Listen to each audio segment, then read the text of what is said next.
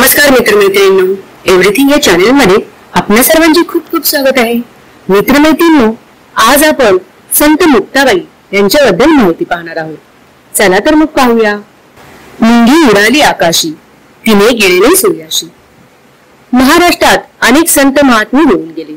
या संतांबरोबरच अनेक स्त्री संत समाविष्ट आहेत, ज्यांनी समाज कार्यामध्ये बहुमूल्य वाटा उचलला आहे, ज्यांची माय मराठीच्या सारस्वतात भक्तीचा मळा फुलवला आणि मराठी साहित्याचे दालन भावसंपन्न केले, ज्यांना असामान्य बुद्धिमत्ता लाभली, ज्या अलौकिक भावंडांच्या वलयात वाढल्या। भक्तियोग मार्ग यात पारंगत असलेल्या ज्ञानेश्वरांची बहीण म्हणजे संत मुक्ताबाई यांचा जन्म अंदाजे सुमारे इसवी सन 1279। गाव महाराष्ट्रातील आपेगाव। आई रुक्मिणीबाई, वडील विठ्ठलपंत।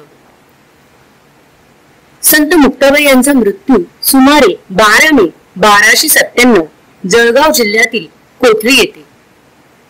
संत मुक्ताबाई यांचा जन्म महाराष्ट्रातील आपेगाव येथे इसवी सन 1279 साली झाला। या महाराष्ट्रातील संत कवयित्री होत्या। संत मुक्ताबाई मुक्ताई या नावाने ओळखल्या जातात। रुक्मिणीबाई व विठ्ठलपंत हे त्यांचे आई वडील।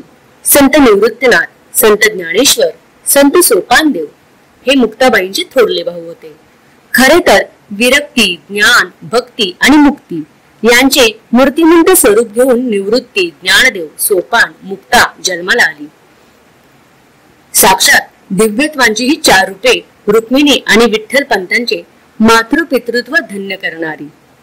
पण हे दिव्यत्व जगाला समर्पित करून माता पित्याला जगाचा निरोप घ्यावा लागला। पोरवयातच निवृत्तीनाथ आणि त्यांच्या भावंडांना संन्याशाची पोर म्हणून वाळीत टाकून त्यांची विटंबना केली। पण हे सारे भोग सोसत या 4ही बहीण भावंडांनी ब्रह्मविद्येची अखंड उपासना केली। आपल्यानंतर आपली मुलं सुखी राहावीत या आशेने विठ्ठलपंत या रुक्मिणीबाई यांनी निर्दय समाजाचे दिलेल्या देहात प्रायश्चित्ताचा निर्णय मान्य करून देहत्याग केला। माता पित्यांच्या या देहत्यागानंतर या अनन्य साधारण कुटुंबाच्या गृहिणीपदाची नाजूक जबाबदारी मुक्ताबाईंवर पडली। ती तितक्याच समर्थपणे तिने उचलली व केलेली। आपल्या भावंड्याची जणू ती माऊलीच झाली। त्यामुळे खेळण्या बागवण्याच्या वयातच मुक्ताई प्रौढ, गंभीर, सोशिक, समंजस बनली। मुक्ताबाईंच्या हातून हे विश्व उद्धाराचे कार्य घडले। योगी चांगदेव एवढा मोठा तपस्वी होता, पण त्याने गुरु केला नसल्याने त्याला ईश्वर दर्शन झाले नव्हते। मुक्ताबाईंनी योगी चांगदेवांना 65चा अर्थ उलगडून दाखवला। मुक्ताबाईंच्या अनुग्रहाने चांगदेवांना आत्मरूपाची प्राप्ती झाली। तेव्हा त्यांचे 1400 वर्षाचे आयुष्य धन्य झाले। 8 वर्षाची मुक्ताई 1400 वर्षाच्या चांगदेवाची आध्यात्मिक गुरु बनली। कृतार्थतेने चांगदेव म्हणतात, मुक्ताई करे लेईले अजन। ज्ञानेश्वरांनी एकदा मुक्ताईला मांडे बनवण्यास सांगितले। त्याकरता मुक्ताबाई मातीचे खापर आणण्यासाठी कुंभारवाड्यात गेली। बिसोबा चाटी हा त्या गावाचा प्रमुख होता, जो या 4 भावंडांचा द्वेष करत असे। त्याने मुक्ताबाईला कोणीही खापर देऊ नये अशी गावात ताकीद केली। त्यामुळे त्यांना रिकाम्या हाताने परतावे लागले। तिचा हिरमुसलेला चेहरा बघून ज्ञानेश्वरांनी योगबळाने त्यांची पाठ थापवून मुक्ताबाईला पाठीवर मांडे भाजण्यास सांगितले। तो चमत्कार पाहून विसोबा ज्ञानेश्वर शरण आले। त्यांनी मुक्ताईचे भाजलेले मांडे प्रसाद पाहून मांडे प्रसाद म्हणून खाण्यासाठी धावतच झडप घातली। त्यावर मुक्ताईने त्यांचा खेचर पक्षी असे म्हटले। तेव्हापासून विसोबांनी तेच नाव धारण केले आणि ते विसोबा खेचर बनले। मुक्ताबाईंवर गोरक्षनाथांच्या कृपेचाही वर्षाव झाला होता। त्यानंतर त्यांना अमृत संजीवनीची प्राप्ती झाली। संत मुक्ताबाईंनी रचलेले ताटीचे एकूण 42 अभंग प्रसिद्ध आहेत। या अभंगामध्ये त्यांनी आत्मक्लेशामुळे दरवाजा बंद करून बसलेला आपला भाऊ ज्ञानेश्वर यांनी दरवाजाची ताटी उघडावी म्हणून विनवणी केली आहे।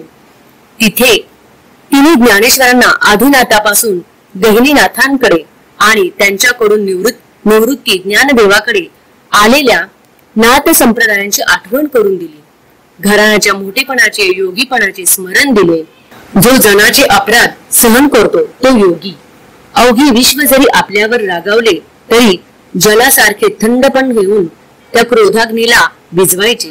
लोकांच्या शब्दरूपी लोकांच्या शब्दरूपी शस्त्राने जरी त्रास झाला तरी चांगला उपदेश मान्य करायचा आणि आपल्या शब्दात समजवताना मुक्ताच्या शब्दाचे अभंग झाले तेच ताटीचे अभंग.